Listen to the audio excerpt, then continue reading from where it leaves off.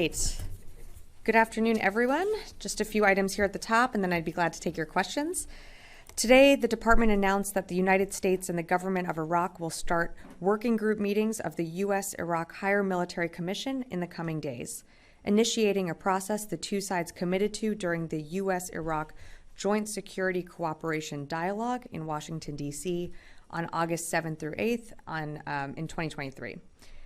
During that August 2023 meeting, the U.S. and Iraq committed to start the HMC to discuss the coalition's mission to defeat ISIS that will transition on a timeline that considers three key factors: the threat from ISIS, operational and environmental requirements, and the Iraqi security forces' capability levels. Expert working groups of military and defense professionals will examine these three factors and advise the HMC on the most effective evolution of the de-ISIS coalition mission, ensuring that ISIS can never resurge, in consultation with coalition partners at all stages of the process. Let me be clear, the HMC meeting is not a negotiation about the withdrawal of U.S. forces from Iraq. The United States and the coalition are in Iraq at the invitation of the Iraqi government to fight ISIS. Our Iraqi partners have assured us of their commitment towards working together to shape this future on U.S. military presence and the enduring defeat of ISIS. The HMC will enable the transition to an enduring bilateral security partnership between the U.S. and Iraq, building on the successes of the de-ISIS campaign in partnership with the Combined Joint Task Force Operation Inherent Resolve. The U.S. and Iraq have enjoyed a deep and productive partnership on security matters in the 10 years since the Iraqi government invited the United States and the coalition to fight ISIS, including the 7 years since the territorial defeat of ISIS in Iraq. The start of the HMC process reflects the evolving U.S.-Iraq bilateral relationship, and it underscores our commitment to deepen our security cooperation to advance stability within Iraq and the region. And switching gears, as you've likely seen this week, Turkey's parliament recently gave approval for Turkey to ratify the Accession Protocol for Sweden. As a highly capable defense partner, we look forward to the prompt accession of Sweden as the 32nd member of NATO, as it will not only greatly strengthen the alliance, but it sends a clear message to Russia that we stand united against their unprovoked and illegal war of aggression in Ukraine. We look forward to receiving Turkey's instrument of ratification, and we look forward to Hungary's quick action on this as well. And with that, I'd be happy to take your questions. Lita. Thanks, Sabrina. A couple things. First, a quick follow-up on the Iraq thing. Sure. Did you provide a date for the first talks? Not yet. That's ongoing in discussions. We don't have an exact date yet. Or even a broad, like next month, this month? I believe I said in the top or in the coming days, but not an exact date yet. Okay. So two things. Secretary Austin, can you update us on his condition and if he is still working from home? And secondly, can you say whether or not the Defense Department is participating in any discussions on the Hill about Turkey and the potential sale of F-16s and where that all stands? Sure. So on the Secretary's condition, he continues to recover and recuperate at home. He's been very active working remotely, as you saw, joined the Ukraine Defense Contact Group remotely earlier this week. When he returns to the Pentagon, we will certainly keep you updated on when his first full day back in the office will be, or when he returns to the office generally. In terms of discussions on the Hill, I would really refer you to state on that. Turkey is a key ally, of course, and we're working towards a resolution on providing the F-16s. But in terms of any discussions with the Hill, that's really being led by state, so I'd refer you to them. But is DoD participating in anything like that at this moment? I'm not going to get into further conversations on what we've been discussing with the Hill. We are, of course, in consultation with state, with the White House about the F-16s, but I don't have any more conversations to preview. Great, Jen, yeah. Sabrina, can you rule out that the U.S. is planning to pull all U.S. troops out of Iraq? Well, as I said at the very beginning, this meeting, the HMC meeting, is not a negotiation about the withdrawal of U.S. forces in Iraq. It is about the what the future looks like for the U.S. and Iraqi bilateral relationship. And one of the things that the HMC is going to consider are the three factors that I outlined at the beginning, which is the threat of ISIS, the operational and environmental requirements, and then, of course, the Iraqi security forces capability levels. Can you just update us on the Taiwan Strait? I believe there was some tension with a U.S. warship being approached by the Chinese. So the USS John Finn conducted a Taiwan Strait transit on January 24th through waters where high seas freedoms of navigation and overflight apply in accordance with international law. The ship transited through a corridor in the strait that is beyond the territorial sea of any coastal state. The transit through the Taiwan Strait demonstrates the United States' commitment to upholding freedom of navigation for all nations as a principle. I don't have anything or any more details to provide at this time, just that the strait was successful. Will. So you mentioned the capabilities of the Iraqi security forces. What is the Pentagon's assessment of those capabilities currently? Do they still need to partner with coalition forces to counter the threat of a potentially resurgent ISIS, or could they go it alone theoretically? Well, the ISF has been critical in our fight to defeat ISIS. We know that, and they've been a critical partner. And we are, of course, in Iraq at the invitation of the Iraqi government. In terms of their own capabilities and addressing ISIS, we want to make sure that the threat that we saw 10 years ago is not the same threat that we face today, which is why we have entered into this HMC working group to address what the future, what the partnership, what the bilateral relationship looks like. This is about the future and making sure that Iraq is set up for success in defending its own national security and sovereignty, and how the U.S. can support Iraq in doing that. Great. I see Catherine. Yeah, welcome. Yeah, Catherine here, CBS News. I have a series of questions slightly off topic about the K2 Air Base. Okay. A member of a military environmental testing team tells CBS News that yellow cake uranium was found. This is someone who was there on the ground, but the department has consistently rejected the yellow cake claims. How strong is your evidence? Yeah, so thanks, Catherine. We're not aware of any survey or report confirming the presence of yellow cake at K2 facilities, so I just have to leave it at that. Right, well, we've just provided new records to the Defense Department from this environmental tester who was there on the ground. Will you now consider these new records? Yeah, I'd have to take that question. Okay, just Great. as a follow-up, Sure. Before we move on.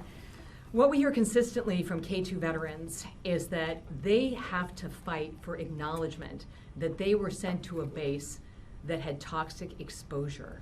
And they're looking for some accountability, and they want to know why. Yeah, so thanks, Catherine, for the question. The Secretary at the very beginning of this administration laid out one of his key priorities, which is taking care of our people. That's something that the Secretary has been committed to, and that's frankly something that this administration stands by and is also very committed to making sure that our current enlisted members are taken care of, as well as our veterans. Some of your questions, I would refer you to the VA to speak more broadly about. We do place a premium on providing quality military health care to our service members. As you know, Congress has also provided ways for service members, for veterans to. They're questioning why it takes so long. They were deployed there in some cases 2 decades ago, and they're fighting for acknowledgement of their illnesses, many of which are not approved for benefits. Yeah, I completely understand. We do have a registration portal for folks to go to lodge some of their symptoms and what they experience. And again, I know we're working with you on some of these items, so we will get back to you on that. Great. Yeah, Janie. Thank you, Sabrina. On North Korea. North Korea announced that the cruise missile it launched this week was a test of a nuclear missile equipped with a tactical nuclear warhead. How does the U.S. assess this? Yeah, thanks, Janie, for the question. Again, these are similar actions that we've seen before from North Korea. They destabilize the region. We have urged very publicly for the DPRK to stop these actions, to stop these tests. Our commitment to the Republic of Korea, to the area and to the region remains ironclad, but we've been pretty forthcoming on how we feel about these tests. Do you think North Korea actually has the capability to strike the United States? Yeah, I'm not going to get into any intelligence assessments. Fadi. Fadi, I'm going to go to Fadi here. Yeah. Thank you, Sabrina. My first question is, you said the HMC meetings are not about negotiating the withdrawal of U.S. forces in Iraq. Is that because it's been mutually agreed upon with the Iraqi government not to discuss this issue, or is it because the U.S. is not willing to discuss it, or the Iraqis didn't request that No, that's just discussion? not the purpose of these meetings.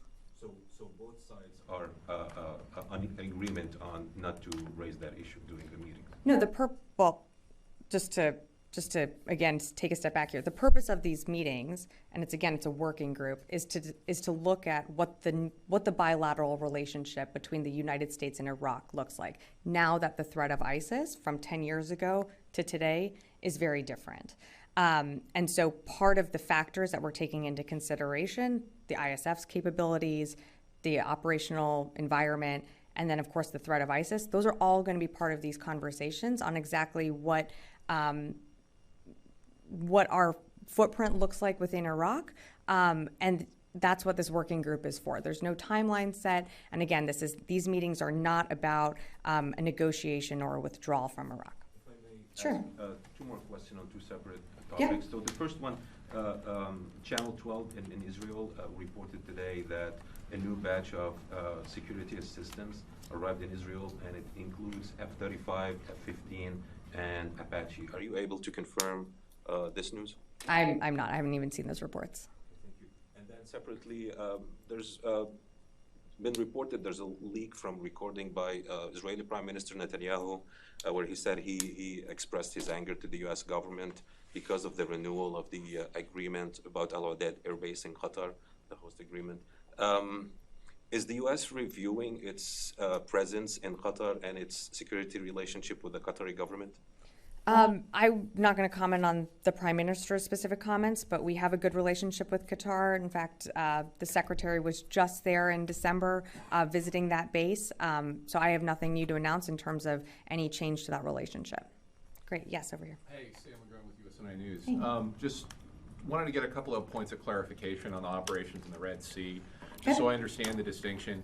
So the merchant ship protection mission is known as Prosperity Guardian, and then the potential strike mission, is that Poseidon Archer? How are y'all dividing that up? Who's responsible for what? Can you? Yep. Because it's been kind of difficult to understand that. Sure. So Operation Prosperity Guardian is exactly that. It is looking at how this coalition together can help ensure freedom of navigation through the Red Sea, through the BAM, through the Gulf of Aden. And so that is something that the Secretary officially launched in December when he was in Bahrain visiting there. And it's a multinational security initiative. Operation, what you were referring to is Operation Poseidon Archer is not a named department operation, but it is something that CENTCOM has named in terms of multilateral strikes and dynamic strikes within Houthi-controlled areas in Yemen. And is that ongoing? That is ongoing. Okay. Yeah, of course. Oren. Just a very quick follow-up to the leader's first question from the Secretary. You said you'd update us when the Secretary would come back full-time, but has he been back to the Pentagon at all since his release from the hospital? He is not. And I'm sorry, what I meant to say was it's not like he's coming for a half day or an hour or anything like that. When he comes back to the Pentagon, whether it's for an hour, 5 minutes, a day, we will let you know. Yeah, of course. Yes, in the back here. Thanks so much. Robert Moore with ITV News. Hi. We have a cameraman who was filming in Gaza earlier this week. He filmed a very distressing scene that's gained a lot of traction online of a group of Palestinian men waving a white flag, trying to reach relatives, manifestly not a threat to anyone. They came under fire from an Israeli position. One man was killed, shot in the chest. I wonder if the Pentagon, whether you have seen that video, what your reaction to it is, and above all else, whether you would urge the IDF to investigate what appeared to be a calculated and unprovoked killing. I'm sorry, I have not seen the video, so I can't speak to it. I can't urge another entity to do something without seeing the video myself. What I can say, and what we continue to do and urge our Israeli partners, is as they are conducting operations within Gaza, of course, in accordance with the law of armed conflict, humanitarian laws to preserve innocent civilians, protecting innocent civilian lives, and of course where there are people and refugees that have fled into humanitarian corridors. So I'd have to leave it at that. Sure. I mean, this campaign has now lasted, 110 days now. You've repeatedly, from this podium and from the State Department, the White House, have repeatedly said you're urging the Israelis to be more calibrated in their approach. Are you seeing any evidence that's being listened to, let alone being implemented on the ground, given the extraordinary number of civilian casualties we're still having 110 days into the campaign? You know, we are seeing that the IDF has certainly pared back its operation within Gaza. They have pulled back brigades. They are, and I think they actually spoke to this as recently as a few weeks ago, conducting more targeted operations. From the secretary's level to other levels across this administration, there are near daily conversations with our counterparts in Israel about lessons learned that the secretary himself has had through when he was serving in Iraq, and how we see this conflict ending. So let me just finish for a sec. So again, we feel that the Israelis they have a really tough fight ahead of them. We know that we are working with them to ensure that they can confidently meet the goals that they have laid out by going after Hamas leadership, but we have been very clear from the beginning that the preservation, the protection of innocent civilians is something that we value and something that Israel needs to uphold. Are you convinced they're actually listening and implementing I think that I answered that recommendation? question. I answered that question. Yeah, Rio. Two questions. Sure.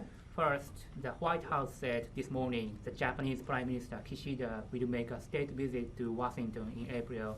So how do you see the progress on defense cooperation with Japan over the last 3 years?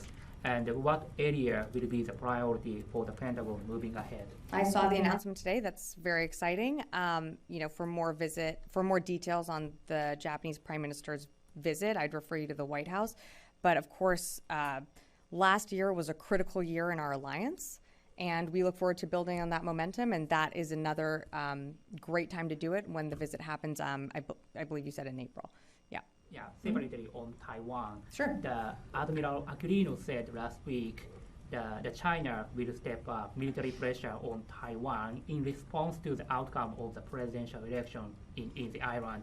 So is that the assessment widely shared at the Pentagon?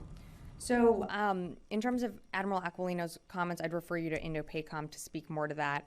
I will point out at the same day that Admiral Aquilino said this, there were several centerline crossings by PRC jets.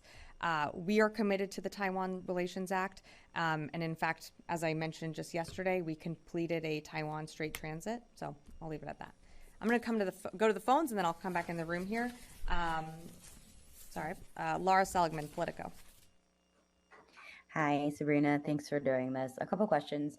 First of all, there were some reports today that Putin has put out feelers that he's willing to negotiate on Ukraine.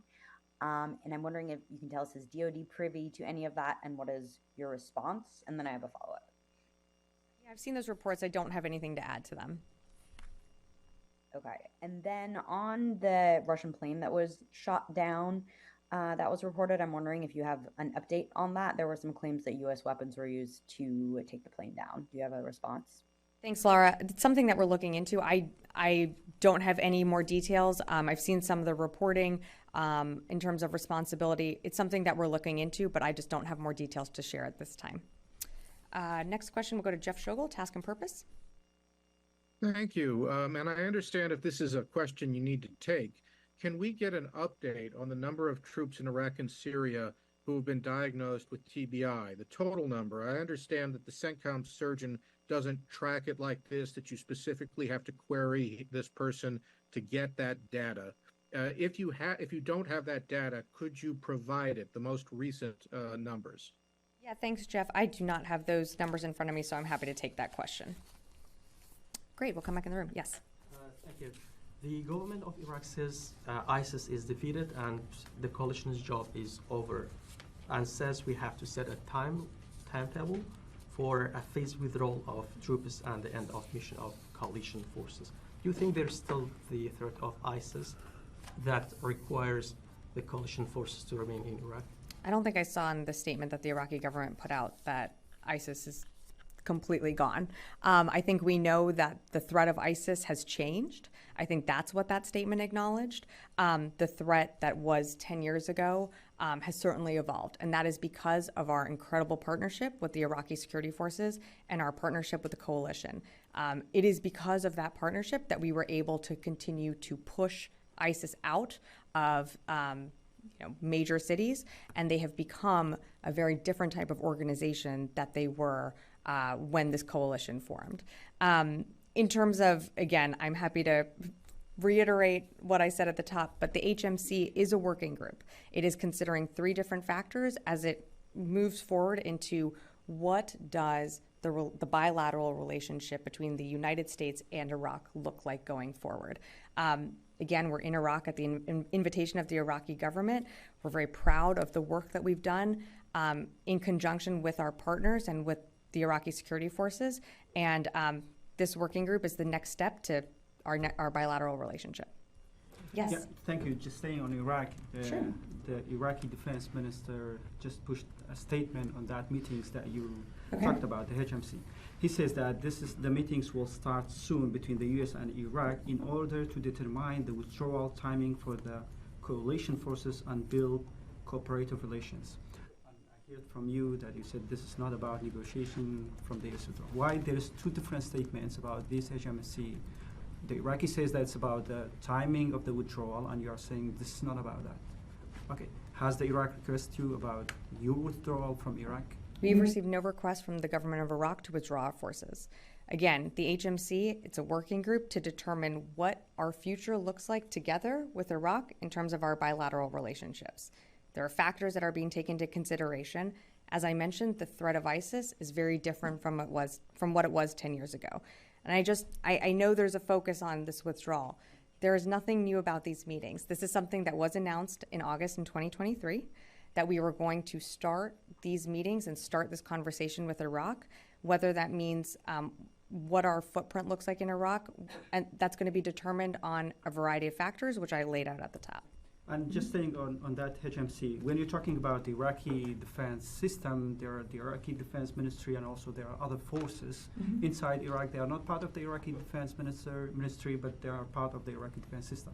Yeah. I'm talking specifically about the Peshmerga forces from the Kurdistan region of Iraq and also the Popular Mobilization Forces, the Hashd al-Shabi, which funded by the Iraqi government. Where these 2 forces are standing in these meetings between you and the Iraqi government? Again, this is a meeting between the Iraqi government and the United States. I'm not going to get ahead of those conversations. As you mentioned in a tweet from, I think it was the defense minister of Iraq, these meetings are going to come soon. They're going to start soon. I don't have a manifest or roster of who's going to attend those meetings, and I'm going to wait until those meetings happen. Will the Peshmerga forces and PMF will be part of these meetings or not? Again, I'm not going to read out who's participating just yet. This is an announcement today. When we have more to share, we'd be happy to share it. Aaron. When it was made public that North Korea started sending munitions to Russia, the Pentagon stated that North Korea would not make a big impact on the war, but now you're seeing that North Korea's missiles in Ukraine. Are you concerned about North Korea continuing to send larger amounts of munition and prolonging the war even longer, especially when the U.S. at this moment cannot fund Ukraine? Yes. We are very concerned about the relationship between Russia and the DPRK. We have said that from the beginning. We are concerned that Russia has to, it speaks to Russia that they have to seek support when it comes to funding their own capabilities from countries like Iran, countries like the DPRK.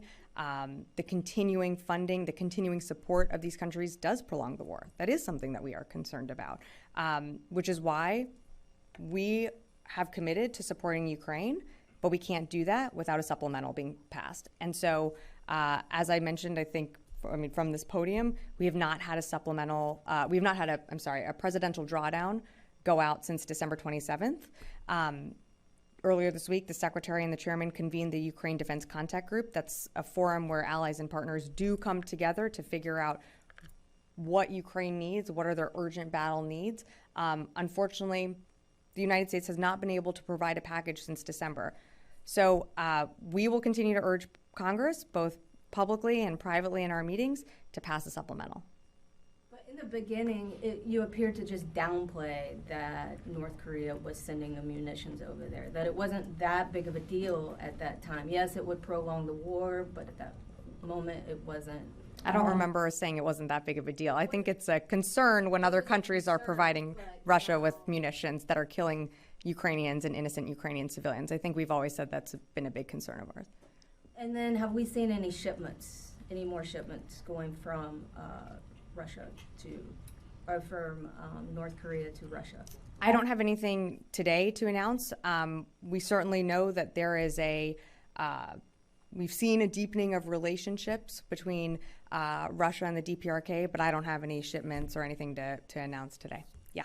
I have a follow-up on what you just said on the supplemental. So if Congress fails to break a deal and get additional funding for Ukraine, what would that mean for Ukraine's ability to defend itself, and what message about American reliability would that send to the rest of the world?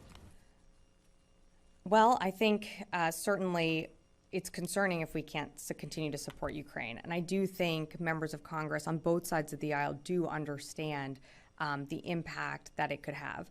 I will say, though, and it's important, it's not just the United States supporting Ukraine right now. Our allies and partners have stepped up in terms of training, in terms of funding and support. So it's not just the United States, but the United States' support for Ukraine is incredibly important in showing a united message, not just to the European world, to Russia, but all around the world. Our support, as you've heard from the president himself, has said that it's unwavering, and we will stand with Ukraine for as long as it takes.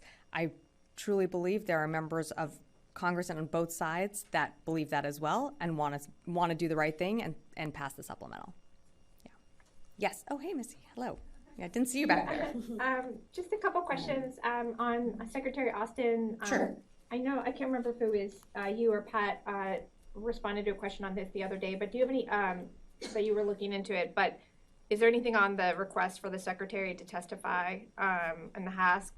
And do you have any comment on the congressional criticism, I think it was from Wicker, about the letters that DOD submitted about the timeline surrounding his hospitalization, and then separately on the DOD Inspector General report about UAP said that there wasn't a comprehensive plan for dealing with UAP, and that could pose a security threat. Any response to that? Sure. Let me take the first ones at the top. So in terms of testifying, our teams are working with the Hill to figure out, we always want to be responsive to Congress. We always want to ensure that we are getting answers back to whether it be senators or members of Congress in a timely manner. I don't have an update for you on any hearing of anything being scheduled, but we are certainly in touch with the staffs of those members who have requested that hearing, and when I have more to share, I'd be happy to do it. And then in terms of the letters, again, we're always responding to Congress in a timely manner. We provided the details that we could in that letter, and I know our staffs have been in touch, and the Secretary has been in touch also with members in both the House and Senate. In terms of the UAP report, I'm sorry, I just have to take that question. Lita, do you have one more, and then we'll wrap up? Sure. Clarification. Are you suggesting, and I'm really not looking for you to read the topper again. Sure. But are you suggesting but I that can't. I understand. Yeah. The size of the U.S. footprint in Iraq will not be an element at all in these discussions, or isn't it common sense that the size of the U.S. military footprint in Iraq will be part of these discussions as they go forward? It will certainly be part of the conversations as it goes forward, as not reading the topper again, but as I outlined at the very beginning, the threat of ISIS has changed. But there are certain conditions that have to be met, or certain factors that have to be met in order for both Iraq and the United States to feel that we can ensure the enduring defeat of ISIS. And so that's what this working group is going to look at. And again, we're still there at the invitation of the Iraqi government, and we're really proud of our partnership. I understood. I think the term withdrawal of forces, I think just more broadly, the size of the U.S. footprint in Iraq is obviously part of all of this ongoing. Yeah. Sure, Fadi. One last question, then we got to wrap. Yeah. It's getting more confusing now. I don't think so. Yes, please. Okay. I'm not a native English speaker. Okay. Sure. I was taught Arabic and French, but reducing the footprint entails withdrawing some of the forces, right? So what Lita was asking is, is your footprint in Iraq part of these discussions? And what I said was that the threat of ISIS has changed, and there are a number of factors that this working group is going to look at. One being, how can we ensure the enduring defeat of ISIS? Of course, conversations about our troop levels, that's something that this working group is going to take a look at. But right now, we are there at the invitation of the government. We are very proud of our partnership with the Iraqi security forces, and we're really proud of the work that the coalition has done to ensure that defeat of ISIS remains. Okay, great. Thank you, everyone.